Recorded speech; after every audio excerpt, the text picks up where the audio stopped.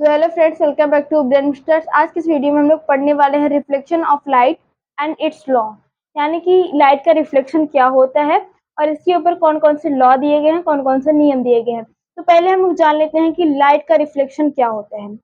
तो आपने कभी ना कभी मिरर से यानी कि शीशे से लाइट को रिफ्लेक्ट किया होगा। तो ये प्रोसेस हमारे लाइट का रिफ्लेक्शन कहलाता है। तो आपने एज अ प्रैक्टिकल किया है, लेकिन हम इसका बेसिक डिफिनीशन एक बार लिख के पढ़ लेते हैं और समझ लेते हैं, और एग्जाम्पल भी देख के समझ लेते हैं। पहले हम लोग देखेंगे रिफ्लेक्शन ऑफ लाइट आखिर होता क्या है। रिफ्लेक्शन ऑफ लाइट की जो बेसिक डिफिनीशन है वो है bouncing back of light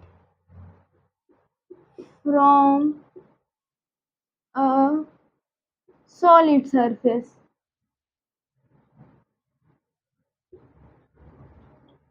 is called reflection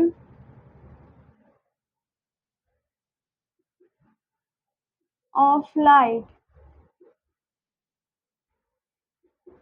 यानी कि जो हम लोगों ने बेसिक डेफिनेशन देखा रिफ्लेक्शन ऑफ लाइट का, उसमें हम लोगों ने क्या पाया, अगर कहीं से भी लाइट जो बाउंस बैक कर रही है, बाउंस बैक यानी कि रिटर्न आ रही है, जैसे कि एक हम लोग एग्जांपल लेते हैं, ये कोई सॉलिड सरफेस है और यहाँ से कोई इस पे कोई भी लाइट का ऑब्जेक्ट, जैसे कि आप टॉर्च ले सकते हैं, तो ऐसा भी कोई भी ऑब्जेक्ट लीजिए जिससे लाइट प्रोड्यूस हो।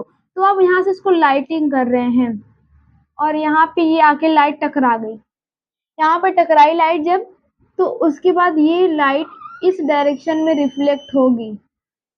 लेट कर लेते हैं कि ये जो हमारा सरफेस है ये मिरर है, और मिरर की प्रॉपर्टी क्या होती है, मिरर भी एक ग्लास होता है, लेकिन जो मिरर का पिछला वाला हिस्सा होता है उस पे पॉलिश होता है, पॉलिश किया गया रहता है। यानी कि जो इसका पिछला हिस्सा है इसको पॉलिश किए रहते हैं, इसलिए यहाँ पे लाइट का रिफ्लेक्शन हो जाता है। तो यहाँ पे पॉलिश सरफेस होता है, तो आप यहाँ पे लाइट को रिफ्लेक्ट कर सकते हैं। तो अगर आप यहाँ से लाइट को जलाएंगे और इस पॉइंट पे ये रिफ्लेक्ट करेगा, और इसके बीच में एक परपेंडिकुलर लाइन होती है। अभी आपको स्केल से सीधी बनानी है, अगर थोड़ा टेढ़ा हो गया हो तो आप लोग स्केल से सीधा बना लीजिएगा। तो इस पॉइंट को बोलते हैं नॉर्मल। नॉर्मल ये बीच में है, इसलिए इसको नॉर्मल बोला गया है। और जो कोई रे किसी सॉलिड सरफेस पे टकरा रही है उसे बोलते हैं इंसिडेंट रे। इंसिडेंट रे यानी कि जो टकराने वाली रे है उसे इंसिडेंट रे बोलेंगे, और जो रिफ्लेक्ट हो रही है और उसी के नाम पे है इसका नाम रिफ्लेक्टेड रे।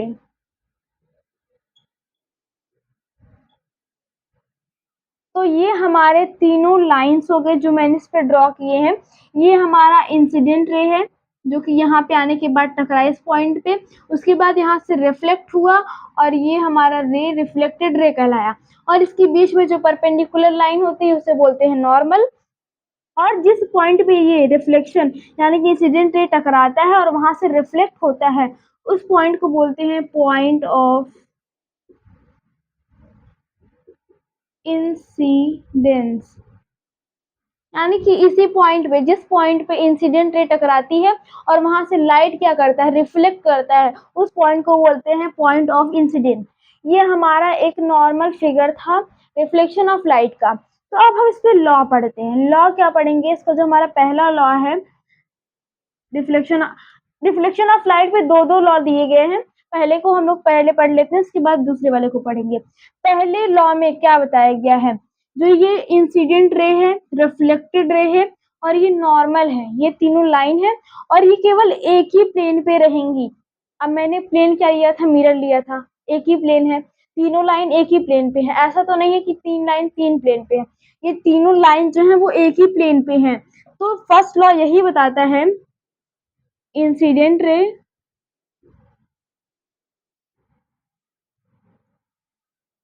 रिफ्लेक्टेड रे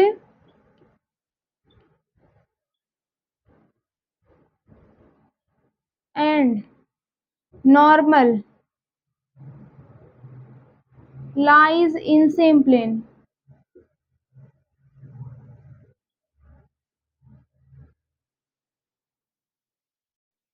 प्लेन। जैसे कि मैंने आपको समझाया अभी, ये तीनों लाइंस क्या एक ही प्लेन पे होती हैं। अब हम बढ़ते हैं दूसरे लॉ की तरफ।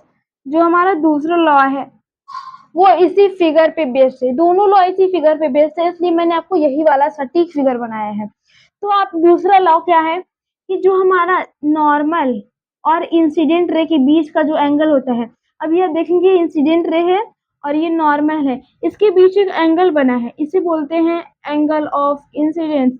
इसे स्मॉल आई से डिनोट करते हैं।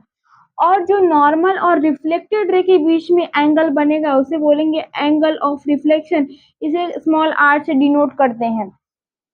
तो अगर नॉर्मल और इंसिडेंट रे के बीच का एंगल है तो उसे बोलेंगे एंगल ऑफ इंसिडेंस, और अगर नॉर्मल और रिफ्लेक्टेड रे के बीच का एंगल है तो उसे बोलेंगे एंगल ऑफ रिफ्लेक्शन। तो इन दोनों को डिनोट करते हैं small i and small r से। तो जो हमारा सेकेंड लॉ है रिफ्लेक्शन ऑफ लाइट का, जो सेकेंड लॉ है वो बताता है कि अगर कोई भी लाइट है रिफ्लेक्ट कर रही है तो उसका एंगल ऑफ इंसिडेंस और एंगल ऑफ रिफ्लेक्शन होते हैं वो दोनों आपस में इक्वल होते हैं।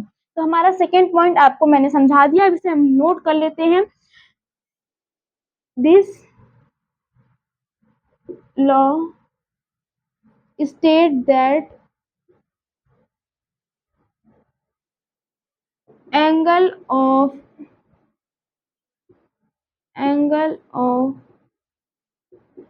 इंसिडेंट